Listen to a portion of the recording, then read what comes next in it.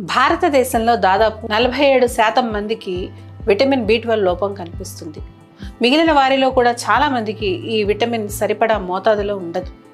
ఇక్కడ ప్రశ్న ఏంటంటే, మన శరీరంలో ఇంత పెద్ద స్థాయిలో విటమిన్ B12 లోపం ఎందుకు వస్తుంది? విటమిన్ B12 అనేదేమీ చిన్న విషయం కాదు.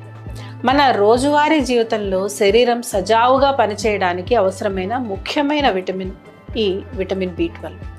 ఎనర్జీ ప్రొడక్షన్ నుంచి DNA సింథసిస్ వరకు అన్ని చోట్ల దీని అవసరం ఉంటుంది. మన శరీరంలోని రెడ్ బ్లడ్ సెల్స్ని ఇది తయారు చేస్తుంది. నాడీ వ్యవస్థ సక్రమంగా పనిచేయాలన్నా ఇది అవసరం. మెంటల్ హెల్త్కి ఇది తోడ్పడుతుంది.